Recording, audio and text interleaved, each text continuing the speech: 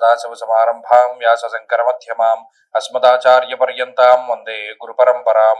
జ్యోతిష్ శాస్త్రాన్ని భావితరాల వారికి ప్రసాదించిన ఋషుల యొక్క పాదపద్మాలకి నమస్కారం చేసుకుంటూ, అలాగే నాకు ఈ జ్యోతిష విద్యను నేర్పిన గురువర్యులు జ్యోతిష బ్రహ్మ కీర్తిశేషులు శ్రీ ఈరంకి సూర్యనారాయణమూర్తి గారు, సూర్యశ్రీ దైవజ్ఞ గారి యొక్క పాదపద్మాలకి నమస్కారం చేసుకుంటూ, ఓం శ్రీ మహాగణాధిపతి నమః, శ్రీ గురుభ్యో నమః, హరి ఓం.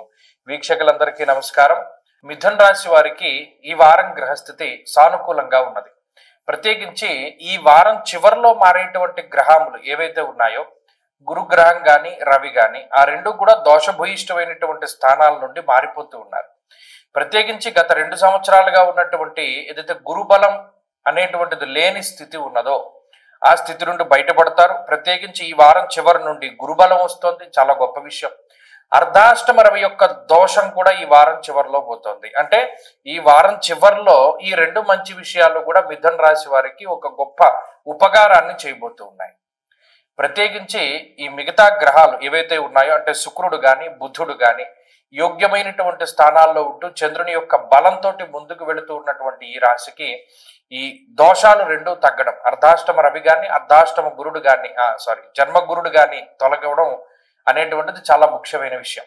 దాని ద్వారా చాలా కాలంగా ఉన్నటువంటి ఒక ఒత్తిడి, ఒక బాధ అనేటువంటిది తగ్గి దాని నుండి గొప్ప ఉపశమనం అనేటువంటిది ఏర్పడుతుంది. ఆర్థిక సంబంధమైనటువంటి వ్యవహారాలు, ఉద్యోగ సంబంధమైనటువంటి వ్యవహారాలు, కుటుంబ సంబంధమైనటువంటి వ్యవహారాలు, వీటిలో ఏవైతే ఇబ్బందులు ఉన్నాయో ఆ ఇబ్బందుల నుండి బయటపడడానికి కూడా ఈ వారం చివరిలో ఒక గొప్ప అవకాశం అనేటువంటిది వస్తుంది.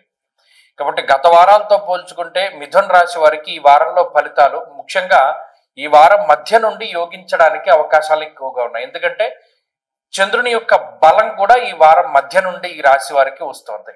కాబట్టి అటు పోటీ పరీక్షల విషయంలో కానీ, ఉన్నత విద్య, ఉన్నత ఉద్యోగము, విదేశీయానానికి సంబంధించినటువంటి విషయాలు కానివ్వండి, లేదా కుటుంబ సంబంధమైన ఆర్థిక సంబంధమైన వ్యవహారాలు కానీ, ఇవన్నీ కూడా చక్కగా ఉన్నతమైనటువంటి స్థితిలో ఉండేటువంటి పరిస్థితులకి ఈ గ్రహస్థితి కారణమవుతూ ఉన్నది. కాబట్టి ఈ వారంలో వచ్చేటువంటి ఈ గ్రహాల తాలూకు మార్పు ఫలితము ఖచ్చితంగా ఈ రాశి వారికి అనుకూలంగా ఉంటుంది. వీరు మరింత అనుకూలమైనటువంటి ఫలితాలని సాధించడానికై మిథున రాశి వారు ప్రత్యేకించి లక్ష్మీ నృసింహ కరావలంబ స్తోత్రాన్ని పారాయణ చేయడము, వైష్ణవ క్షేత్ర సందర్శనం ఎక్కువగా చేస్తూ ఉండడం చెప్పదగినటువంటి సూచన.